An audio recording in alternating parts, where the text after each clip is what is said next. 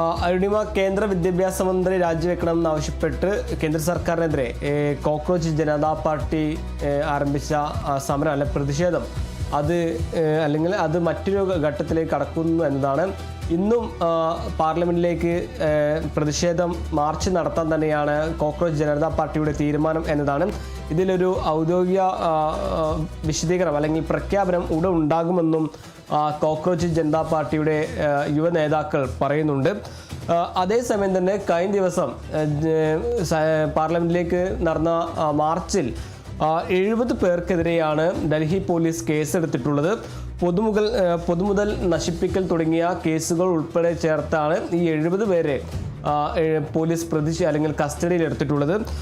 അത് തന്നെ 5 പോലീസ് ഉദ്യോഗസ്ഥർ 5 IPS ഉദ്യോഗസ്ഥരടക്കം 118 പേർക്ക് കഴിഞ്ഞ ദിവസം നടന്ന സംഘർഷത്തിൽ പരിക്കേറ്റിട്ടുണ്ട് എന്നതാണ് ഡൽഹി പോലീസ് നൽകുന്ന ഔദ്യോഗിക വിശദീകരണം. പരിക്കേറ്റവരിൽ സ്പെഷ്യൽ കമ്മീഷണറും DCPമാരും ഉണ്ട്. അതുപോലെ തന്നെ സമരക്കാർ 20 വാഹനങ്ങൾ തകർത്തു എന്നുകൂടി പോലീസ് നൽകുന്നു വിശദീകരണം. കഴിഞ്ഞ ദിവസം മാർച്ചിനിടെ നടന്ന സംഘർഷത്തിൽ പോലീസ് ഈ പ്രതിഷേധക്കാർക്ക് നേരെ ലാത്തി വീശുന്ന സാഹചര്യം, ജലപീരങ്കി അടക്കമുള്ള കണ്ണീർബാധ അടക്കമുള്ള പ്രയോഗിക്കുന്ന ഒരു സാഹചര്യം ഉണ്ടായിരുന്നു.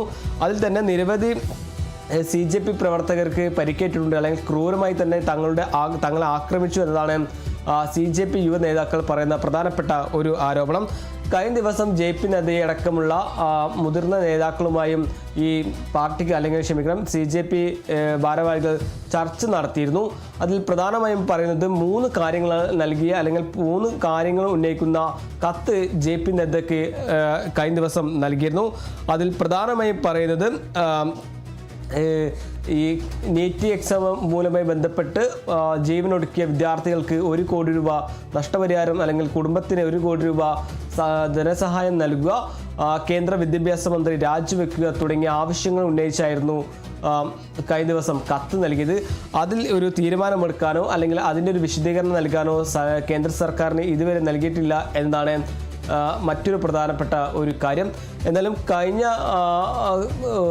കഴിഞ്ഞ വർഷത്തിനിടെ കേന്ദ്ര സർക്കാരിന് നേരെ വന്ന പ്രധാനപ്പെട്ട വൻ പ്രതിഷേധം തന്നെയാണ് ഇന്നലെ കണ്ടത്.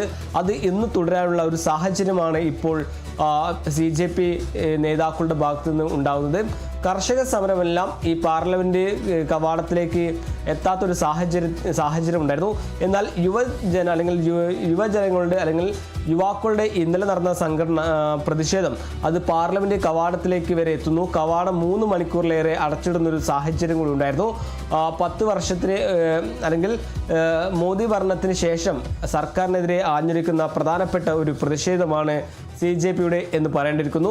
ഇന്നും അത് തുടരാനുള്ള ഒരു സാഹചര്യമാണ് ഉള്ളത്. കഴിഞ്ഞ ദിവസം രാത്രിയോടെയായിരുന്നു ഈ CJP പ്രവർത്തകർ സ്ഥാപിച്ച ടെന്റുകളും മറ്റു കൂടാരങ്ങളുമെല്ലാം പോലീസ് അടിച്ചു തകർക്കുന്ന ഒരു സാഹചര്യം ഉണ്ടായിരുന്നു. ഇന്നലെ അർദ്ധരാത്രിയോടെ പ്രവർത്തകർ വീണ്ടും എത്തി അത് പുനഃസ്ഥാപിച്ചു. ഇപ്പോൾ പ്രതിഷേധം തുടരുകയാണ്. എന്തായാലും കേന്ദ്ര വിദ്യാഭ്യാസ മന്ത്രി രാജിവെക്കണമെന്നാവശ്യപ്പെട്ടുകൊണ്ട് യുവജന സംഘടനയായിട്ടുള്ള കോക്രോച്ച് ജനതാ പാർട്ടി നടത്തുന്ന പ്രതിഷേധം അത് കടുപ്പിക്കാൻ തന്നെയാണ് ഇപ്പോൾ തീരുമാനമുണ്ടായിരിക്കുന്നത്. ഇന്നും മാർച്ച് ഉണ്ടായേക്കാമെന്നതാണ് ലഭിക്കുന്ന സൂചന.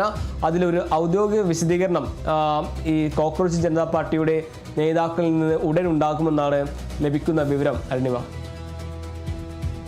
ശരി, വ്യക്തമാണ്. എന്തായാലും കേന്ദ്ര സർക്കാരിനെതിരെയുള്ള കോക്രോച്ച് ജനതാ പാർട്ടിയുടെ പ്രതിഷേധം തുടരുകയാണ്. കേന്ദ്ര വിദ്യാഭ്യാസ മന്ത്രി ധർമ്മേന്ദ്ര പ്രധാൻ രാജിവെക്കണമെന്ന് തന്നെയാണ് ഇവരുടെ ആവശ്യം. എന്തായാലും പാർലമെന്റിലേക്ക് ഇന്നും മാർച്ച് നടത്തിയേക്കുമെന്നൊരു സൂചനയാണ് ലഭിക്കുന്നത്. എന്തായാലും തീരുമാനം ഉടൻ പ്രഖ്യാപിക്കുമെന്നും CJP നേതാക്കൾ അറിയിച്ചിട്ടുണ്ട്. കൂടുതൽ വിവരങ്ങൾ നൽകിയത് രാജേഷ് ശ്രീനിവാസനാണ്.